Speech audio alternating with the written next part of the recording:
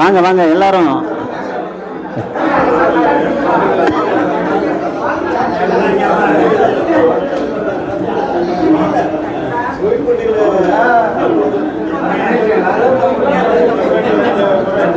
Sir sir வாங்க.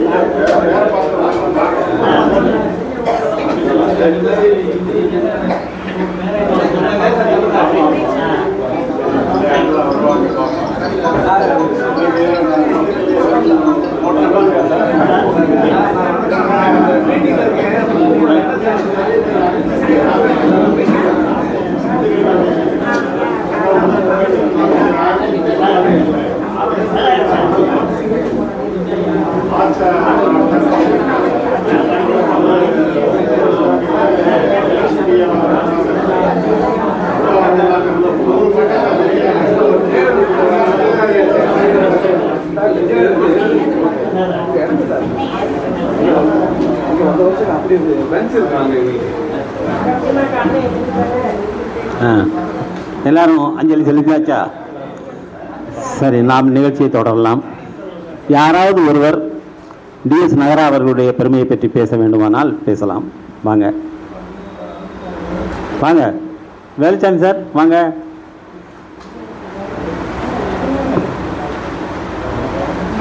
வாங்க. நமக்கு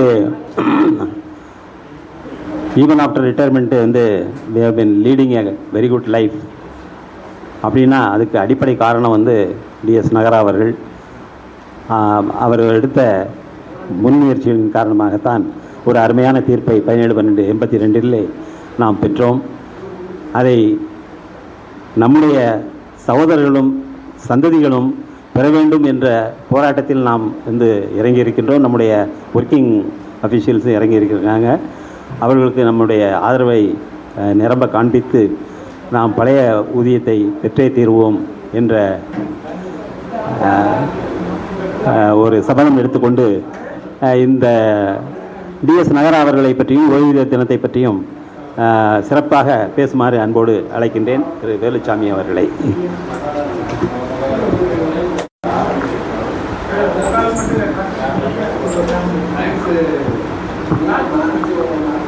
பன்னிரெண்டாவது பேரவை தலைவர் உள்ளிட்ட அனைவருக்கும் எனது பணிவான வணக்கம். 3 தலைப்பில் இன்றைக்கி நம்ம இந்த விழாவை நடத்தி கொண்டிருக்கிறோம்.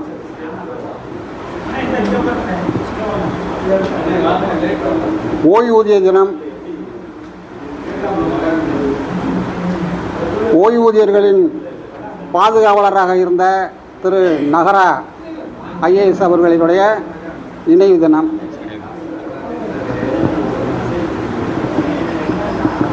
ஓய்வூதியர்களை பொறுத்த மட்டும் இன்றைக்கி இந்த ஓய்வூதியம் நம்ம வாங்கிட்டு இருக்கலைன்னா நிறைய பேர் முதியோர் இல்லத்துக்கு போயிருப்பாங்க. ஓய்வூதியம் பெறாத ஆட்கள் நிறைய பேர் முதியோர் இல்லத்தில் இருக்காங்க. ஓய்வூதியம் கிடைக்காம இருந்தால் நம்மளும் அங்கே தான் இருந்திருப்போம். ஆனால் அதையெல்லாம் காப்பாற்றினவர் நம்ம நகரா. அவர் வந்து ஒரு ஐஏஎஸ் ஆஃபீஸராக இருந்தாலும் கீழ்நிலையில் பணிபுரியக்கூடிய ஊழியருடைய நிலைமை பணி காலத்தில் எவ்வளவு கௌரவமாக இருந்ததோ அதே அளவு ஓய்வு பெற்ற பின்னாரும் அந்த குடும்பம் கௌரவமாக இருக்க வேண்டும் என்று போராடி சட்டத்தின் மூலமாக நமக்கு இந்த ஓய்வூதியத்தை பெற்று தந்திருக்கிறார். அவரை ஆண்டாண்டு காலம் நாம் நினைவு கூறணும். எந்த காலத்திலையும் அவருடைய நினைவை நாம் போட்டிக் கொண்டே இருக்க வேண்டும். ஆனால் இன்றைக்கி வந்து அதை பறிக்கிறதுக்கு நிறைய அரசியல்வாதிகள் போன்றவர்கள்லாம் இருந்து இன்றைக்கி அதை ஓரளவுக்கு அதை நிறுத்திட்டாங்க. ஆனால் நாம் பெற்றது வந்து நாம் போராடி பெற்றது அந்த ஓய்வூதியத்தை. நமக்கு முன்னோர்கள் மிகப்பெரிய போராட்டங்கள் நடத்தி பெற்றி கொடுத்தது. அப்படிப்பட்ட சலுகையை நாம் அனுபவித்து கொண்டிருக்கும் பொழுது நமக்கு பின்னாடி உள்ள சந்ததிகளுக்கு அது கிடைக்காமல் போகக்கூடாது என்ற உறுதிமொழியை நாம் ஏற்றுக்கொண்டு இந்த பழைய ஓய்வூதிய திட்டம் திரும்பவும் கிடைப்பதற்கு எந்தெந்த அமைப்புகள் போராடி கொண்டிருக்கிறதோ, எந்தெந்த அமைப்புகள் இயக்கம் நடத்தி கொண்டிருக்கிறதோ, ஏன்னா இன்றைக்கி வந்து தேர்வு சமயத்தில் பார்த்தீங்கன்னா எதிரும் புதிருமாக இருந்த அரசியல் கட்சி வெற்றி பெற வேண்டும் என்ற நோக்கத்தில் ஒன்று சேர்ந்து தேர்தலை சந்திக்கிறாங்க. அப்படிப்பட்ட சூழ்நிலையில் எத்தனை ஓய்வூதியர் அமைப்பு இருந்தாலும், அருமை தலைவர் பாட்சா அவர்களுக்கு நான் சொல்கிறேன், எத்தனை ஓய்வூதியர்கள் அமைப்பு இருந்தாலும் நமக்குள்ள மனமாச்சரியங்கள் ஏற்றத்தாழ்வுகளை மறந்துவிட்டு இந்த பழைய ஓய்வூதிய திட்டத்தை திரும்பவும் பெறுவதற்கு அனைத்து வகையான இயக்கங்கள்லையும் அனைத்து வகையான பொருளாதார ரீதியான நடவடிக்கைகளையும் நாம் ஒன்று சேர்ந்து போராடினா தான் நம்ம பின்னாடி வர சந்ததிகளுக்கு இதை நாம் காப்பாற்றி கொடுக்க முடியும். ஆனால் இன்றைக்கி நம்ம நினைக்கிறோம் நம்ம தான் ஓய்வூதியம் பெற்று கொண்டு இருக்கிறோம்ல, இது பின்னாடி வர்றவங்களுக்கு தானே சொல்லி. இதனுடைய விளைவு என்ன வரும்னு சொன்னால், தலைவர் சொன்னார், அவருடைய முகவரியில் சொன்னார், பார்லிமெண்ட்டில் வந்து பயப்பட வேண்டாம் அப்படி இருக்குது இப்படி இருக்குலாம் சொல்கிறாரு. ஆனால் நம்மளுடைய முதல் அடி எங்கே விழுகும்னு சொன்னால் ஃபேமிலி பென்ஷன் கிடையாதுன்னு சொல்லுவாங்க முதல்ல. அடுத்து ஒவ்வொரு சலுகையாக ஓய்வூதியரை வாங்கிட்டு இருக்க ஒவ்வொரு சலுகையாக பறிப்பாங்க. இல்லாட்டி ஒரு தேதிக்கு ஒரு வயதுக்கு பின்னாடி ஓய்வூதியம் கிடையாதுன்னுவாங்க. இதை நம்ம அனுபவிச்சுன்னு வைங்களேன், தொடர்ந்து இது போன்ற நமக்கான பாதிப்புகள் வந்து கொண்டே இருக்கும். ஆக அதையெல்லாம் முறியடிக்கும் விதமாக நம்மளுடைய நடவடிக்கைகள் அமைய வேண்டும் என்று உங்களை வேண்டி விரும்பி கேட்டுக்கொள்கிறேன். இந்த நேரத்தில் நமது முன்னோடி நகரா அவர்களை அவருடைய சேவையை மீண்டும் பாராட்டி வாழ்த்தி எனது உரையை நிறைவு செய்கிறேன். நன்றி, வணக்கம்.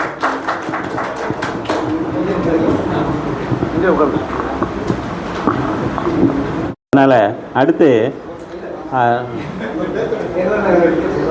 யார் அதுதான் இல்லை அதுக்கு அடுத்தது வந்து இப்போது நம்முடைய மாவட்ட பேரவையை நடத்தி முடித்துவிட்டு அந்த பேரவையின் நிகழ்ச்சியின் போது வாழ்த்துறை மற்ற இதுகள்லாம் வந்து 75 பேரை கௌரவிக்கிறது, 75 வயது ஆனவர்களை கௌரவிக்கிறது, அதெல்லாம் எடுத்துக்கொள்ளலாம் என்று இருக்கின்றேன். ஸோ அந்த வகையில் சார் எங்கே இவர் செக்ரட்டரி சார் வாங்க, உங்களுடைய ஆண்டறிக்கையை வாசிக்குமாறு அன்போடு கேட்டுக்கொள்கின்றேன். இப்போது இந்த விழாவினுடைய மாவட்ட பேரவை துவங்குகின்றது. மாவட்ட பேரவையின் துவக்கமாக நம்முடைய மாவட்ட செயலாளர் திரு வேலாயுதம் அவர்கள் 24-25க்கான ஆண்டறிக்கையை உங்களுடைய ஏற்கனவே பார்த்துக்குங்க, கையிலே கொடுத்துருக்காங்க, அவரை வாசிக்குமாறு அன்போடு கேட்டுக்கொள்கிறேன்.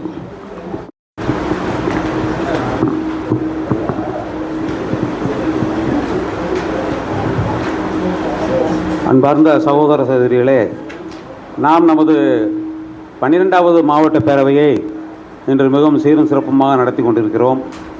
ஏறத்தாழ 42 உறுப்பினர்கள் வந்திருக்கிறார்கள். அது மட்டுமல்ல, நாம் அழைத்த அனைத்து மாவட்ட நிர்வாகிகளும் இங்கு வருகை தந்துள்ளார்கள். அவர்கள் நமக்கு வாழ்த்துரை வழங்க உள்ளார்கள். அதுபோக இந்த கூட்டத்தினுடைய சிறப்பு என்னன்னு கேட்டிங்கன்னா, நம்ம வந்து ஒரு இக்கட்டான ஒரு சூழ்நிலையில் இன்றைக்கி இருக்கிறோம். அந்த சூழ்நிலையில் இந்த கூட்டம் வந்து நடைபெறுகிறது. என்ன இக்கட்டான சூழ்நிலை? இப்பொழுது நமது முன்னாள் மாவட்ட தலைவர் ஆர்வய மாவட்ட தலைவர் அவர்கள் சொன்னது போல், அதாவது நம்ம எதிர்பார்க்காத பிரச்சனைகளை இப்போ அரசாங்கங்கள் கொண்டு வந்துக்கிட்டே இருக்குது. இதெல்லாம் வந்து வர வேண்டிய பிரச்சனையே இல்லை. எல்லாமே வந்து எப்போவோ காலங்காலமாக கொடுத்துக்கிட்டு இருக்காங்க. அந்த உச்சநீதிமன்ற தீர்ப்புக்கு அப்புறம் இது வரைக்கும் பே கமிஷன் அப்படின்னு சொன்னால் நமக்கும் உண்டு, டிஏனா நமக்கும் உண்டு, சலுகைகள்னால் நமக்கும் உண்டு. அப்படி இருந்த ஒரு காலகட்டத்தை இப்போ வந்து இந்த புது அரசாங்கம் வந்து தலைகீழ திருப்பி போடுது. ஓய்வூதியர்னு சொன்னால் அவங்களுக்கும் அரசாங்கத்துக்கும் சம்மந்தம் இல்லைங்கிற மாதிரி பேசுகிறாங்க. அந்த மாதிரி ஒரு சூழ்நிலையை இந்த அரசாங்கம் கிரியேட் பண்ணியிருக்கு. அப்போ என்னன்னு கேட்டிங்கன்னா, ஓய்வூதியர் சங்கங்கள் வந்து இந்நேரம் வெகுண்டு எழுந்திருக்கணும். ஆக்சுவலாக ஓய்வூதியர் சங்கங்கள் எத்தனையோ சங்கம் வச்சுருக்கோம், எல்லாம் பிரிஞ்சு கிடக்காங்க. ஒரு பேரமைப்பை ஏற்படுத்தி அந்த பேரமைப்பை வந்து இது டெல்லியிலிருந்து கன்னியாகுமரி வரைக்கும் எதிர்கொடுக்கணும். ஒரே நேரத்தில் ஒரே பிரச்சனையை ஒரே போராட்டமாக பண்ணி நேரம் ஓய்வூதியர்கள் வெகுண்டு எழுந்திருக்க வேண்டிய ஒரு சூழ்நிலை. ஆனால் நம்ம இன்னும் அவங்க சொல்கிறத நம்பிக்கிட்டு இருக்கோம். ஆக்சுவலாக எப்படின்னா, அதாவது தலைவர் சொன்ன மாதிரி, மாநில தலைவர் அவரும் நம்ம மாவட்ட தலைவருமான திரு மூக்கையா சார் அவர் சொன்ன மாதிரி டேர்ம்ஸ் ஆஃப் ரெஃபரன்ஸில் இல்லை, அதாவது மெயின் கண்டென்ட்டில் வரல, அனெக்சரில் நம்ம வர்றோம். நான் என்ன சொல்கிறேன்னா, அவங்க ஏற்கனவே அந்த வேலிடேஷன் ஆக்ட் கொண்டு வரும்போதே பென்ஷனர்ஸுக்கு எந்த சலுகையும் கிடையாதுங்கிற மாதிரி தானே சொல்லி கொண்டு வந்திருக்காங்க. அப்படி இருக்கும்போது அதுக்கப்புறம் திரும்ப அதை இது என்ன சொல்கிறதுன்னா, பின்னாடி நாங்கள் செய்வோம், அதெல்லாம் ஒன்றும் எங்களுக்கு பாதிப்பு ஏற்படாதுன்னு சொல்லி எந்த விதமான ஒரு பாராளுமன்றத்தில் சொல்ல வேண்டிய விஷயத்தை சும்மா போகிற வழியில் வர்ற வழியில் அவங்க சொல்லிக்கிட்டு இருக்காங்க. அமைச்சர்களாகட்டும், அதே நேரத்தில் அந்த ஆளுங்கட்சியினர் ஆகட்டும், அப்படி தான் சொல்லிகிட்டு இருக்காங்க. இப்போ நமக்கு என்ன பிரச்சனை அப்படின்னா, அதாவது மத்திய அரசாங்கம் என்ன செய்தோ அதைத்தான் மாநில அரசாங்கம் செய்யும். மத்திய அரசாங்கம் கொடுத்தா இவங்க கொடுக்கறதுக்கு யோசனை பண்ணிக்கிட்டு இருப்பாங்க. ஆனால் அவங்க கட் பண்ணாங்கன்னா இவங்க உடனே கட் பண்ணுவாங்க. அதே நடக்கும். ஆக மாநில அரசு ஊழியர்கள் முறையிலையும் மாநில அரசு ஓய்வூதியர்கள் முறையிலையும் நம்ம பாதிக்கப்பட போகிறது நிச்சயம்.